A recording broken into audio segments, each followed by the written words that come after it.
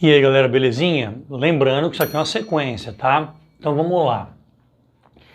Operador del, já mostrei, já apresentei para vocês nos dois vídeos anteriores, tá? Eu disse que o operador del é uma entidade matemática, é um vetor, e esse vetor, ele é a derivada de uma função em relação a x, a derivada em relação a y, a derivada em relação a z. Pessoal, eu fiz questão de botar o x chapéu ali na esquerda para não dar a impressão que é a derivada disso aqui em relação a x. Não é, tá? Lembrando que alguns livros chamam de IJK. Legal? Só para facilitar. Divergente é um produto escalar entre esse operador del, que é um vetor, e a função que você está estudando, por acaso ali eu chamei de V. Esse V, pessoal, depois que eu fizer todas as contas, eu vou tentar fazer vocês entenderem a ideia teórica. Então esse V poderia ser a função velocidade da água de um rio. E aí eu vou calcular o divergente e vou tentar explicar em palavras o que isso significa. Mas por enquanto vamos focar nos cálculos. Então, se eu for calcular o divergente de V, isso é um produto escalar. Então vamos lá. Operador del, está escrito aqui em cima. Operador del, derivada em relação a x, derivada em relação a y, derivada em relação a z. Tá. Função V. Essa função V, eu estou considerando que ela tenha uma componente na direção x, uma componente na direção y, uma componente na direção z. Galera, isso aqui, produto escalar, vocês estudaram em alguma matéria aí da faculdade de vocês, tá? Aí no ensino superior. E quando vocês estudaram isso, que é muito antes desse momento aqui, tal, da física, vocês aprenderam que se você fizer essa conta aqui, se você fizer, o resultado disso vai ser a derivada da componente x da função em relação a x, mais a derivada da componente y em relação a y, mais a derivada da componente z em relação a z. Ah, professor, e cadê os vetores unitários? Ou o IJK, cadê? Eles somem daqui porque esse resultado não é um vetor. Você multiplicou um vetor por outro vetor, mas o resultado não é um vetor, é um escalar. Por isso, inclusive, que o nome é produto escalar. Tudo bem? Lembrando, eu vou focar nos cálculos antes de tentar explicar a teoria. Então, eu peguei aqui o problema 1.15 do Griffiths. Não interessa se você tem um livro ou não, o que vale aqui é a ideia, tá? Nesse problema, o Griffiths dá uma função VA e pede para você calcular o divergente dela. Pô, tudo bem. Com base na minha explicação, eu não preciso ficar fazendo isso aqui toda hora, pessoal. Eu vou logo para o resultado aqui, ó. Logo que interessa. Ah, beleza. O divergente da função é a componente x dela, tá aqui, derivada em relação a x. Componente y, derivada em relação a y. Componente z, derivada em relação a z. É facinho de fazer isso, né? Já expliquei isso em outro vídeo, tá? Desce multiplicando 2, subtrai um do expoente. Pô, você quer derivar em relação a y, não tem y, vai dar zero. Derivada em função em relação a z, esquece o resto, só o z. Desce multiplicando 1, subtrai um do expoente, deu menos 2x. Galera, se eu fizer essa conta aqui, ó, 2x menos 2x dá zero.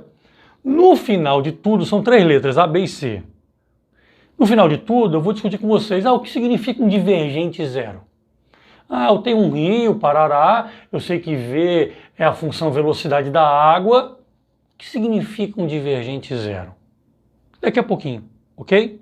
Vamos para a letra B. Vou apagar e vou fazer a letra B. Vamos lá, galerinha, continuando, tá? Eu deixei aqui toda a minha explicação anterior de como se calcula o divergente de uma função V. Então vamos lá, para a letra B, o livro deu essa função aqui, pediu o cálculo divergente dessa função. Bom, vamos lá, hein? divergente de V. O divergente de V é a derivada parcial da componente x, está aqui o valor dela, em relação a x, componente y em relação a y, componente z em relação a z. Por discutir isso outra vez, né? Você está derivando em função de x, pô, se o x está elevado a 1, ele acaba sumindo, né? Quando você faz a conta, sobra só esse carinha aqui, ó. Mesma coisa aconteceu aqui, você vai derivar em função de, em relação a y, o y estava elevado a 1, some, vai sobrar o 2z. E a mesma coisa aconteceu aqui, ó, no caso do z, sobrou então o 3x. Então está aqui o divergente dessa função. Pessoal, sei lá, vamos supor que a questão quisesse saber o divergente para a posição 1, 1, 1. Se eu substituísse aqui, daria um número positivo para essa posição aqui. E daqui a pouco eu preciso e vou discutir com vocês o que significa isso, né? Um divergente positivo. O que significa um divergente zero? O que significa um divergente negativo? Repetindo, spoiler. O nome é bom, divergente. É bom, faz sentido. Mas tudo bem, vamos primeiro acostumar com os cálculos aqui.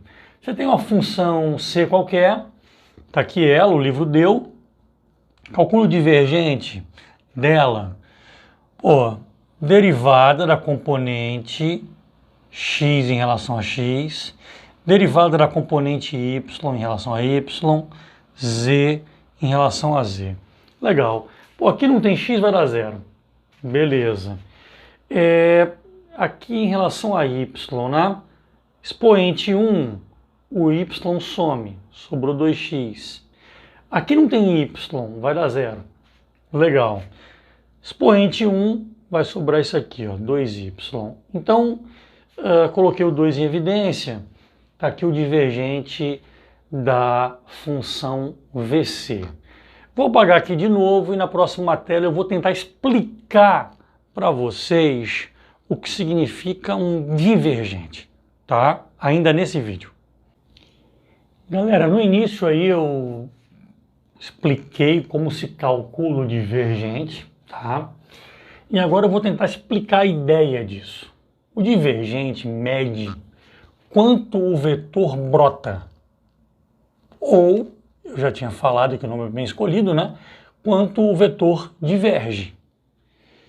Então, olha esse desenho aqui, não vou nem tentar dar um exemplo prático ainda, mas pô, só pelo desenho você percebe que o vetor diverge, né, em relação a esse ponto aí.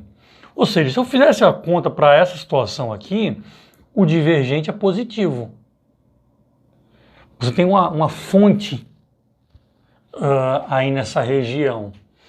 Já nesse caso aqui, pela representação que eu fiz, percebam que essa é uma situação de divergente nulo. E essa aqui é o contrário, né? É uma situação de divergente negativo. Vamos lá, vamos pegar um exemplo prático disso, né? Na questão que eu fiz, a gente usava V. Então, suponha que V fosse, já até falei isso antes, a função da velocidade da água de um rio. Pessoal, se numa região lá do rio, você pega, por exemplo, serragem, pó de serragem, e joga sobre a água, e a serragem forma um desenho desses, você vê a serragem fazendo isso, é fácil perceber que essa é uma região de divergente positivo. Ou seja, ali é uma fonte de água. Tem uma fonte, né? Tem uma torneira fornecendo água ali para aquela região, gerando esse desenho. É uma região de divergente positivo. Pensando nesse caso aí da água, se a situação é essa daqui, é fácil você perceber que não tem divergência nenhuma aqui, né? Se você for calcular a divergência nessa região, se o pedacinho de madeira que você jogou formou esse desenho dessa forma que eu representei aqui, pô, o divergente dessa região é nulo. E aqui é o contrário, né? Imagina que fosse um rio, você tem um sumidouro ali naquela região, ou então melhor ainda, né? Imagina que você colocasse água numa pia e de repente tirasse a tampinha lá da pia e a água começasse a entrar naquele ponto, né? Ou seja, é uma região cujo divergente é negativo, porque é um ralo. É o contrário disso daqui. É o contrário de uma fonte, um nascedouro de água. Tudo bem? Vê se todo mundo entendeu. Eu dei esse exemplo, dei esse e fiz esse outro desenho aqui. Pessoal, com base nesse meu desenho, olha aqui como eram as setinhas no início, olha o que aconteceu depois, olha o que aconteceu depois, pensem sozinhos. Vocês acham que aí o divergente nessa região aqui é positivo ou negativo?